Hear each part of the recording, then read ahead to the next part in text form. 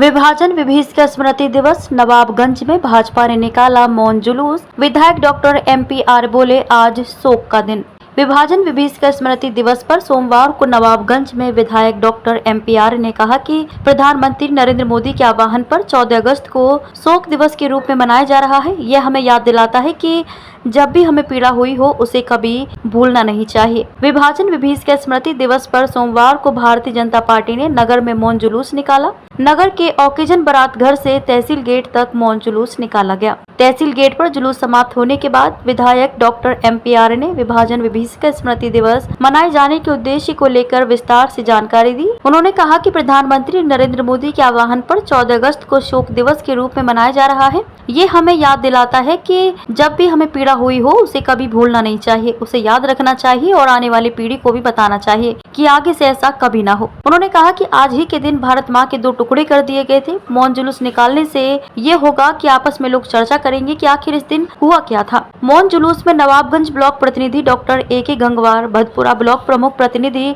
रविशंकर गंगवार, भाजपा किसान मोर्चा के जिला अध्यक्ष रामपाल गंगवार, पूर्व जिला पंचायत सदस्य नीरू सिंह गागर, लेखराज गंगवार, मंडल अध्यक्षों शशि कपूर, राजीव गंगवार, एडवोकेट मनोज शर्मा, प्रधान संघ अध्यक्ष लाल बहादुर गंगवार, पूर्व सांसद प्रतिनिधि राम मोहन गंगवार, भाजपा नगर महामंत्री राजीव शुक्ला, विधायक प्रतिनिधि बबलू गंगवार, पूर्व सभासद प्रिंस कपूर, मदन लाल गांधी आदि लोग उपस्थित रहे। नॉर्थ इंडिया टुडे के लिए नवाबगंज से रियाज अंसारी की रिपोर्ट। इसकी आज़ादी के लिए अपने प्राणों की आहुति दी। हमारी एक दूसरी पार्टी के नेताजी हैं, वो वीर सावरकर जैसे व्यक्ति के लिए सम्मान की बात नहीं करते।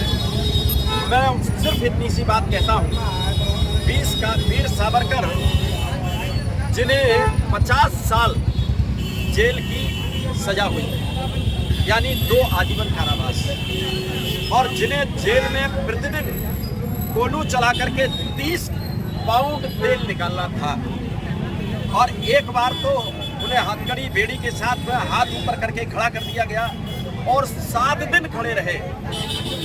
मैं नेताजी के लिए सिर्फ इतना कहता हूँ, 7 दिन बड़ी बात है, वो केवल 10 मिनट हाथ खड़े करके ऐसे होकर के दिखा दे तो मैं उन्हें वीर सावरकर के बराबर करूँ। वो वीर सावरकर के तलवों की धूल का एक कण भी नहीं हो सकते हैं। मित्रों, आज हम याद कर रहे हैं खास तौर से उस काले दिवस को जब 14 अगस्त के दिन इस देश के बंटवारे का निर्णय हुआ। लॉर्ड माउंटबेटन ने ये 3 नाम जो अभी गिना रहे थे, पंडित जवाहरलाल नेहरू, महात्मा गांधी और जिन्ना, इनकी उपस्थिति में इस देश के बंटवारे का फैसला किया। ये केवल लालच का परिणाम था।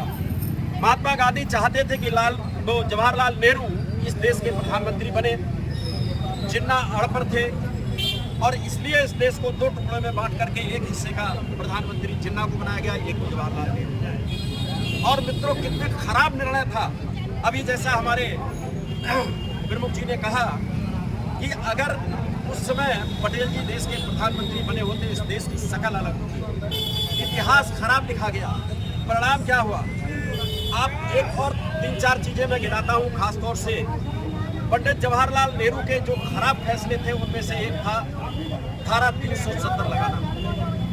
जो खराब फैसले थे उनमें से एक था कश्मीर, जिसको पूरी तौर से भारत में केवल 24 घंटे में शामिल हो जाना था, लेकिन वहीं पर रोक देना। भारत को यूनाइटेड नेशंस की स्थायी सदस्यता मिल रही थी, उसे थाली में रख करके चीन को दे देना। नेपाल जो भारत में शामिल होना चाहता था, उसको शामिल होने से मना कर देना।